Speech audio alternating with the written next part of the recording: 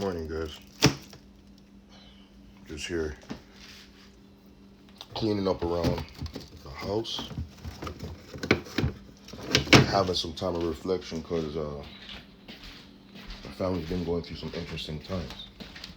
All that to say, though, I look at it as like, okay, what does this mean for you? You know what I mean? Any specific situation, you can get bogged on the actual situation itself, or you could take a step back, see the inner workings on the macro, and see how that situation affects you, if it does at all. So it's my family. Obviously, this situation affects me, but this video is not about that because that's my personal life. This is more about how the effects of me will affect y'all, and what I wish I could have cut that whole intro out. Let's just catch up, right? Right? Because there were times I would come on to these videos and tell you guys I'm depressed, looking for sympathy, looking for empathy, looking for any way that you guys could connect with me, because you guys know I'm a loner. Like, I stay in the studio by myself, and you have to pay me to be in my presence. So I'm a loner that charges you guys to be in my presence, or to, in a sense, even be my friend.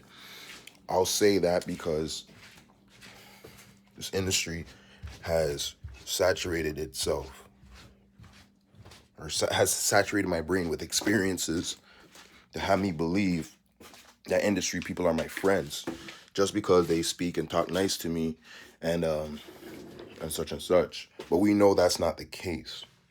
This is why I know none of you guys are my friends.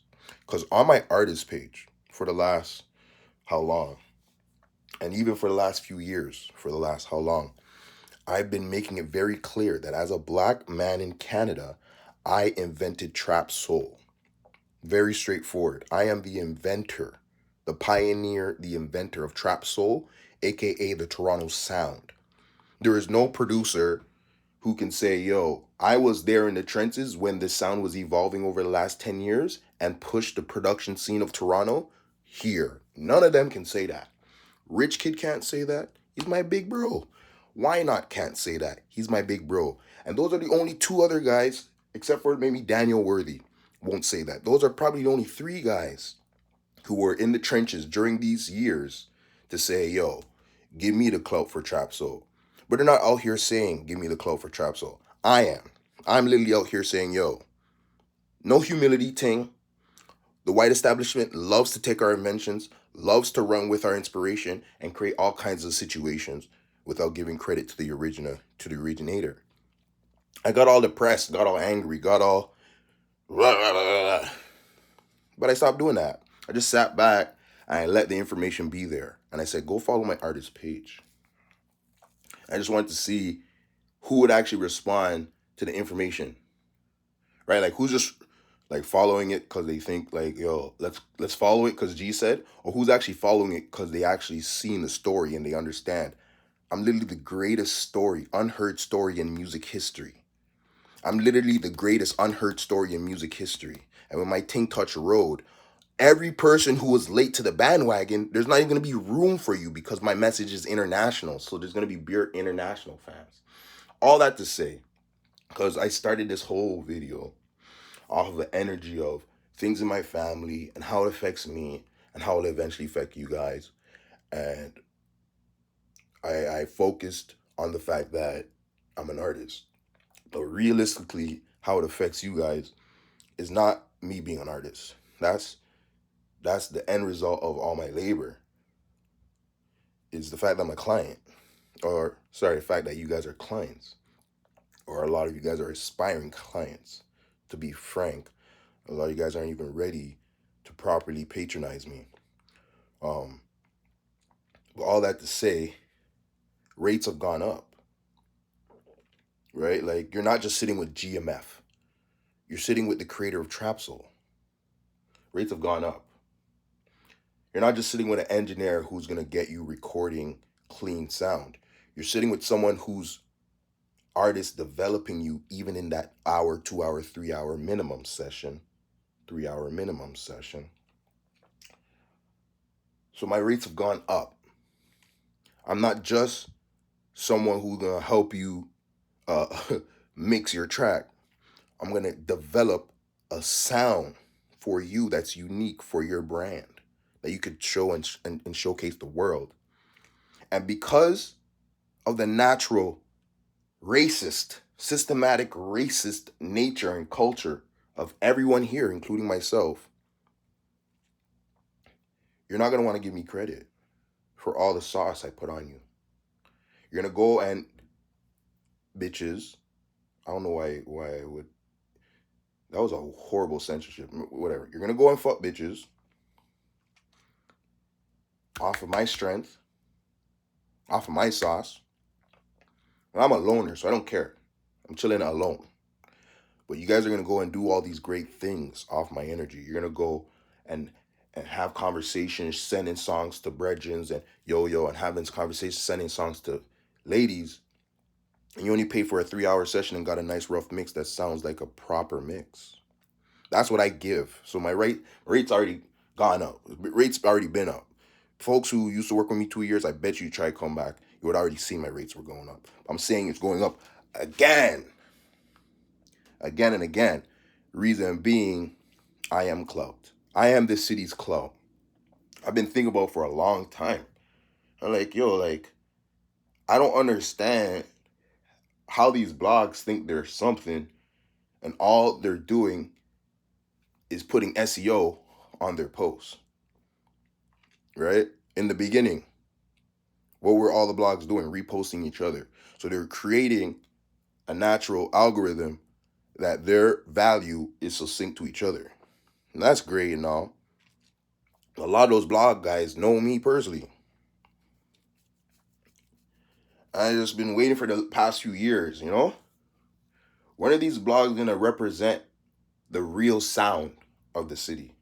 Not the streets of the city, but the real sound of the city. Like, we've been giving the real streets attention for a long time, but when are we going to give the real sound? And then, boom, they're starting to post a lot of my youngins. A lot of the people I helped create their sound. A lot of the people I helped create their brand.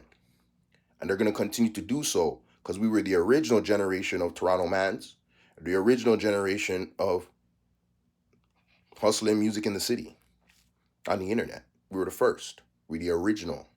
That's why I call myself the original Brampton man. Because who else was in the ends out here doing music? Chosen, if you guys know who Chosen is. That's it. Like, it was like, you count on your hands. Back in MySpace days, you can count on your hands the heavy hitters in the scene. And I was not a heavy hitter. I had to earn right in like the last 30 minutes of this relay race marathon situation. GMF popped up on the scene. So that's why a lot of mans don't want to recollect. Because I was coming out as an artist. GMF was an artist, producer, like I am now. I just rebranded. It's Maxwell Frith. G is Trill G. GMF is just the father figure. Like, GMF is the umbrella where this artistry came from, right? I was a beat man making beats. Teamed up with Mike. We created Ratchet in Class, where the artist I wanted to represent myself as was Maxwell Frith. So, boom, Ratchet in Class. We ended up developing art for OVO, art for all kinds of people. Like, the story's been said many times. It's just, I just love the fact that if I don't come and remind you guys this, you guys forget. So that means everyone in my midst, well, you guys don't understand what it means to be the greatest at music. Not the greatest, but like a great person at music that you could follow and unfollow at your own emotional wins. Obviously, everyone watching this is a follower or got word from a follower. So you're still in the midst. But for the folks who's not going to see this video, you have to wonder, why were you ever following in the first place? And it's not like I'm like, oh, I lost a follower. No, this is business. I work and I post my work so that the world can receive it, respond to it, and let me know how they feel about the work. So they can hit me up, patronize me for pieces of said work. Folks aren't hitting me saying like, yo, that post bothered me, or I don't like the way you're thinking about this, and they're not engaging, but they just unfollow when I hit a next layer of sauce. That's why look, I have the apps that let me know who's following and unfollowing. Had it for years.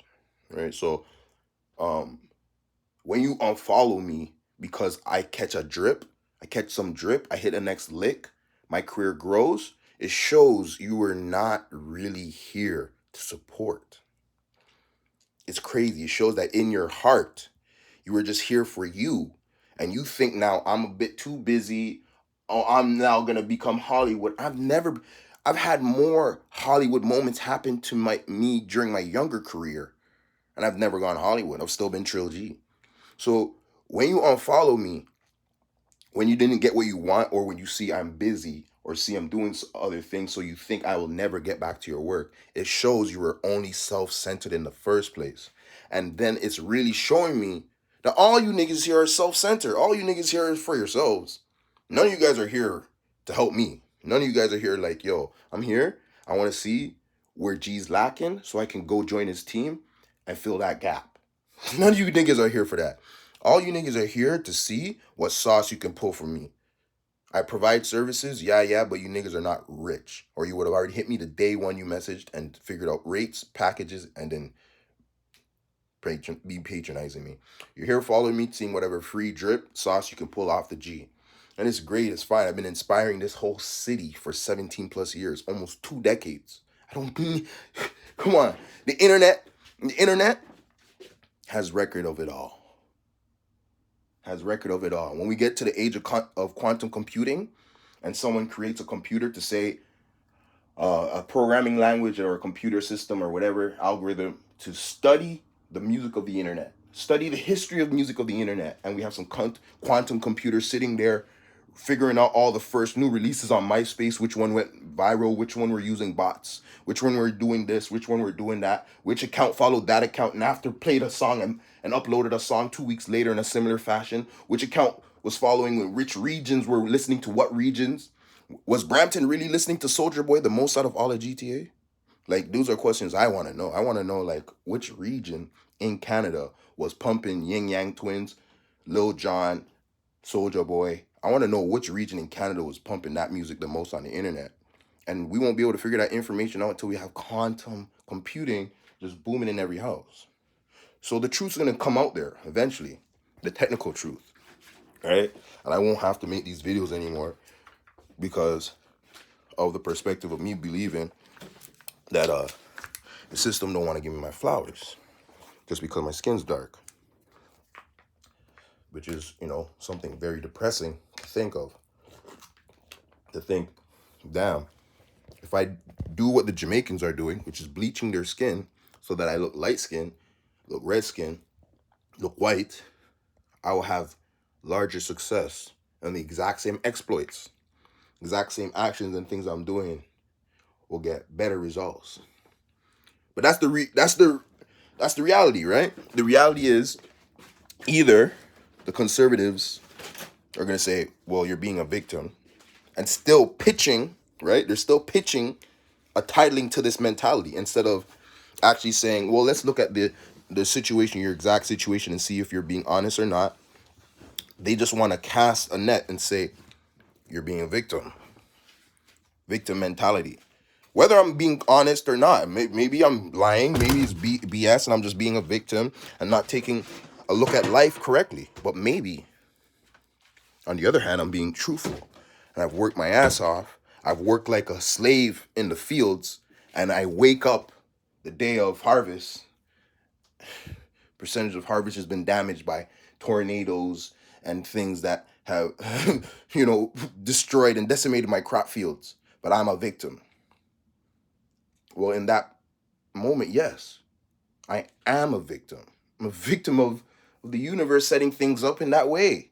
You're going to say, well, no, take responsibility. Know and understand weather patterns from ahead of time so you could have picked a better farmland and plant your crops. That's basically how white people talk to black folks when we explain the situations of antiquities. Oh, you should have just had the knowledge we have now. Even your forefathers didn't have the knowledge you guys had now. They were just being evil fucks. You niggas are being evil fucks for hearing our cries, right? You hear our cries, and then you say, victim mentality. But every white person who does something racist but wasn't really racist, what do? They come up and they make a video immediately saying, I hate, please, please, please. They were an aggressor, caught for being an aggressor. Then they backtrack and say, no, I'm a victim, please, please, no more death threats. Please stop attacking me. Please stop sending me emails and evil mail with threats. Please, please.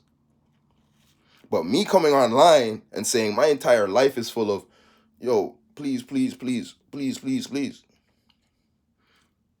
Cause I just watched a woman complaining. She's making fun of a TikTokers doing, some new black dance, and she's getting hate for it. But that's not real racism. What I'm dealing with, right? Me not having 5 Lambos outside. Me not living in a mansion and I have a mansion across the street.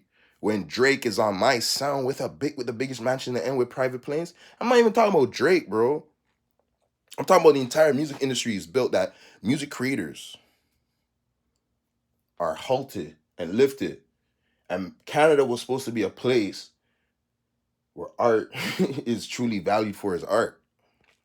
That's the only reason why. It's not because of the hip hop thing. I know in the States, United States, Drake is supposed to be the biggest, but he's not the biggest no more. We're all on Little Baby. We're not even on Drake. And we're not even seeing the finesse. That's still Birdman. Birdman created Drake.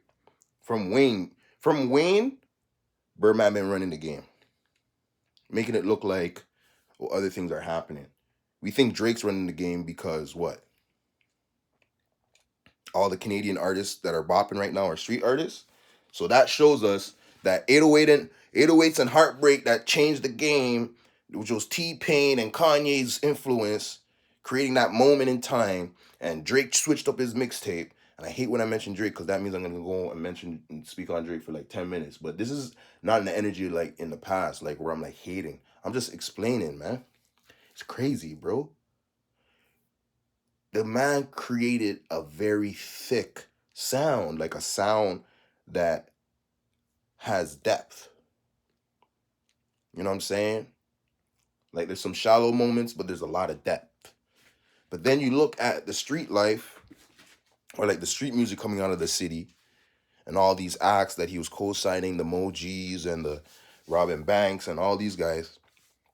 And you're like, yo, there's no depth to their art. Like, how could a man or a team that was creating and releasing all this art with depth, right? The artists they sign, okay, Division probably has depth. I'm not gonna say Division don't have depth. That's Daniel Daly. Like, he been doing his thing he been a songwriter. Party Next Door, Magic Jordan. I guess they have depth, but they're like boring. You know what I'm saying? And I guess Drake would be boring too if he wasn't a light-skinned dude off of Degrassi.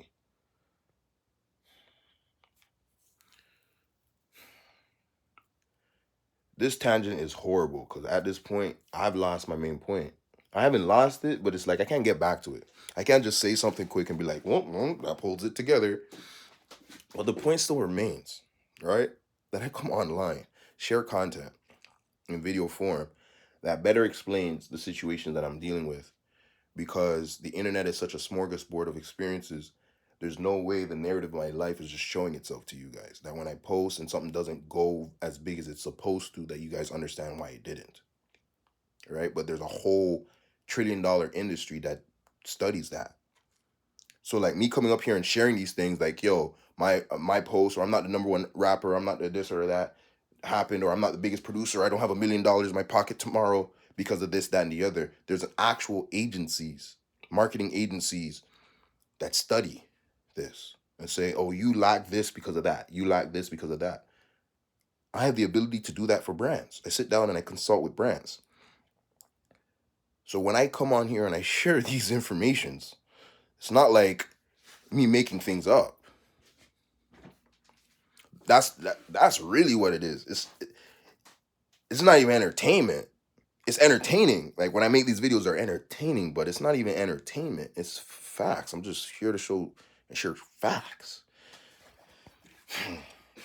So, I honestly, I'm not complaining in this video. I'm just wondering. I guess I am complaining. There are complaints, but the point of this video is not to complain. So let it be understood. Racism's real. It lives in Canada. It's deeper than the forms and the nuances, narratives that Canada has presented to us as their own forms of struggling with racism, right? You don't let the oppressor tell you how they're oppressing you. You don't do that. And that's what we've done. We've allowed Canada to create the narrative of what it means to be black in Canada. So now when I come and I even share, yo, we're the natives. We're the originals. Like, you know, back in the day, didn't have no line stopping mans from Jamaica to pull up to North America for a 1-2 week. There was no line. We're all tribes, random tribes, an area full of different tribes. And as long as you had certain markings on you, you could go and traverse and connect with other tribes. Yeah, tribes were fighting. Yeah, tribes were killing each other. But to think that they've been able to frig up the narrative so much, right, that for me to stand up for truth, I have to sound like a wayward idiot, bro, because of the amounts of lies you guys have consumed that are just so, like, you have to think about how crazy I sound to you guys or how crazy you all already look to me for believing, continuing to believe that we came here on slave ships when they've yet to prove or show some video of this happening. Like, we all got here on slave ships, but no one has reenacted that for real. No video, no movie has really reenacted that. Because you can't reenact it. It didn't happen. There was no slave ships of us, millions upon millions of us, just lying down like this, lying down like this. And then the next man on top of us like this. And then when he takes a piss and he takes a shit, it's falling on our face. And we're ingesting it and still staying alive for months. This journey would be months. And then we got here and we came out those boats and was like, yeah. Let's do it again. Send word to Africa. We're doing this again. An Africa, not revolt. An Africa of millions of Africans. Like, sure. In Jesus' name, let's go. You know what I'm saying? Like, that don't make sense, bro. It's never made sense. But hey, they had us believing incorrect maps, showing Africa and like South America and Greenland as like basically the same size. And we ate it up. In class, we just, Africa, Asia, North America, South America. Like little black idiots. Just like we just accept anything the white establishment gave us. And a lot of the issues they have within themselves as an establishment are technical issues, right? Because they try and put a circle in a square, and mathematically, those are two different sine waves, right? So if you understand music and harmony, when you have two different sine waves, now we're down to the decibel. We're down to the decibel, bro. One smallest change of the decibel can make something sound dissonant. It's make it sound off, make it sound out of key. But for some reason, we have allowed white society to change all kinds of decimal places, all kinds of readings and formulas that would allow for natural life, for growth and success within the melanated bodies, at least. And we just said, oh, it's whatever. Like, I'm a melanated guy. You know, I'm working, making my stuff happen ever so slowly. But I'm depressed because in my brain, I've been raised to think that greater should have been already happening, right? So that means I was educated not to understand the real life that's happening out here. That, yo, your journey is going to be slow, bro. You understand you're probably one of the most talented dudes in music. Like, I could sit down in a week and play probably any instrument. I don't care. Like, I don't care to do it. I don't care to do it, but I'm just saying I could. I could literally say, yo, my next feat is to learn saxophone. And probably, I'm not saying you guys can't do that either. But I'm saying I already have a methodology in my head to learn any instrument. Like, any instrument I visually see, because I already understand the algorithms of music. I studied classical when I was a kid, jazz, gospel, raised on gospel. So I already have music in my brain. And any person who's a musician, like, if you're already a musician, what I'm saying is not far-fetched. To literally have a methodology in your brain of understanding the patterns, movement of notes, to say how you could approach any specific instrument. Once you're a musician at heart, you're a musician. You don't even have to say, oh, I play this instrument or I play that instrument. You're a musician.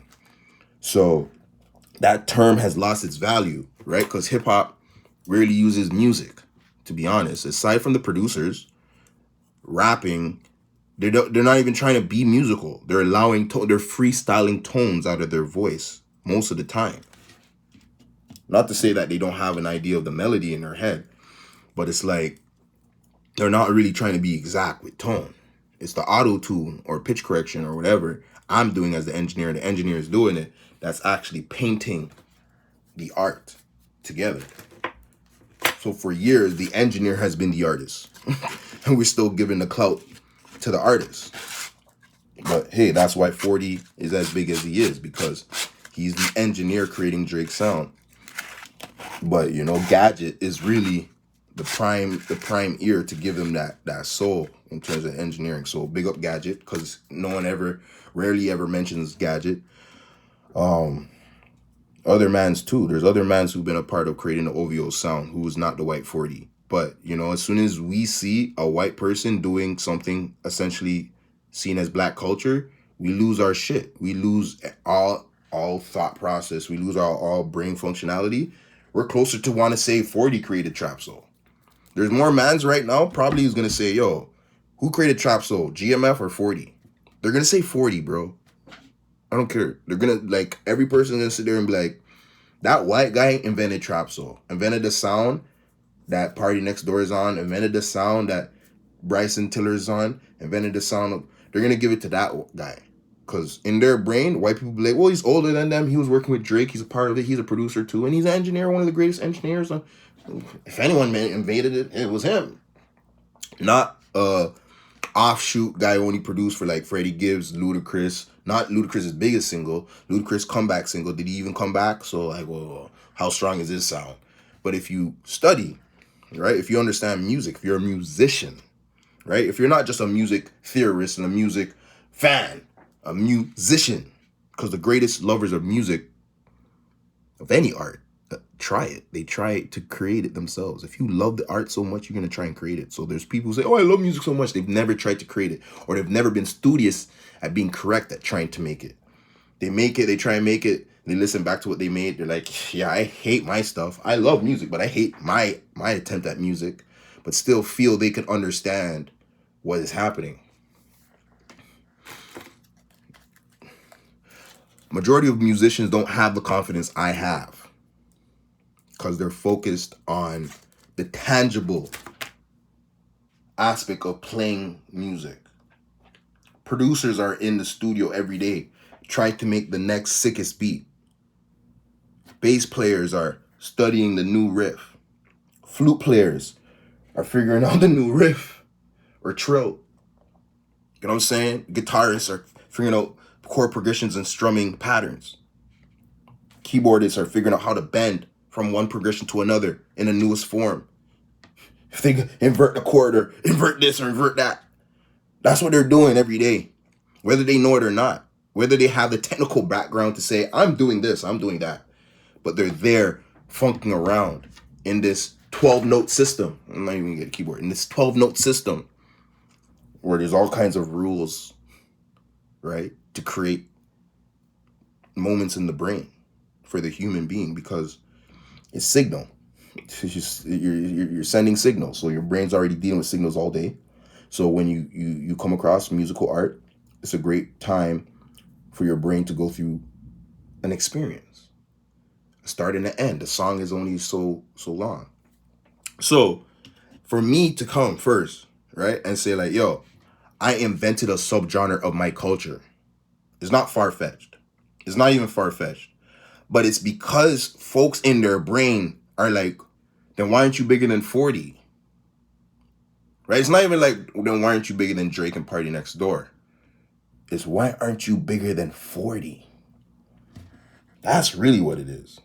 That's really what it is. It's like, yo, even as nerds, why aren't you as big as 40? And then it's like, come on, man. Come on, man. Come on, guys. I'm going to be relaunching my website soon. That's what I'm going to be working on. Relaunching my website. So folks can go onto there and truly connect to the story of all the people that I've helped. I have to update that website because right now, if I were to launch it, it only has all the old brands, which maybe it's the old Toronto I still need to rep and not the new Toronto. But there's parts of the new Toronto that needs to go on there. A lot of things that Black culture is such an intangible place. You know what I'm saying? Like, I guess why I fight for my claims, so that if we can find a way to legitimize my claims, then everyone else's claims, like the man who created I can't even think of nothing right now. I'm not gonna lie, it's early morning. These are sober thoughts as I ball up. But the man who created NISDAQ, you can be like, yo, I was the one who came out on the block first saying NISDAQ. And he would explain where, you know, how he was saying nice it. Everyone's saying nice it. And he's like, NISDAQ. Or whatever. Like, whatever. I'm just saying there's parts of our culture that we don't know who came up with it. You know what I'm saying? We don't know. We don't know who brought certain terms into popularity. But clearly, someone was the first. Right? Now, maybe a bunch of people had the same idea that year, that summer, or whatever. But there was an initial person who was the first.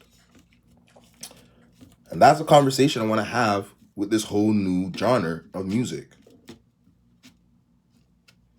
That's almost seeped its way back into hip-hop generally, and kind of hip-hop has kind of moved from it.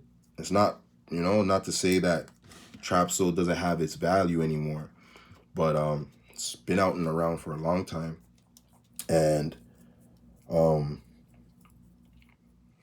it's neither here nor there no more.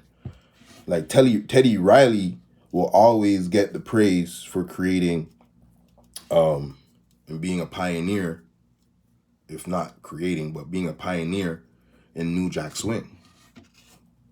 Right? But there was a business model behind his claim. So if there's someone else on the internet or some young guy or whatever out there saying, I'm the real creator of New Jack Swing, I would hear him out, because I understand how the business goes. That the business prefers the money that's already sitting there than the artist that should actually get the money in the business. So it's a tension. It's like moths to the light, to the fire. They can't ignore it. That's just how the game goes. So either I have to create a bigger fire so that you moths come to my flame, and doing it the humble way, saying like, look, I created TrapSoul, blah, blah, blah, blah. Doesn't do that. It doesn't do that.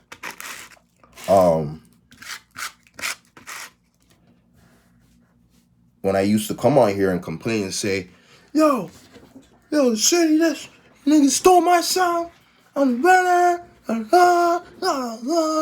Yo, Chroma, stop saying nigga. Like when I came out here with that energy, you guys love that. And then I realized, well, I'm just becoming a coon for you guys. I'm just cooning my real life situation, and it's turning it into more like a entertaining thing than the real results that I wanted, which is respect for being the greatest in the game. Like, I'm not here saying I'm second. You know what I'm saying? When the youths you inspire become Tory Lanez, you're not second to nothing in this game, bro. When the beats you're making in your basement help re-up OVO's entire sound, you're not second to nothing, bro.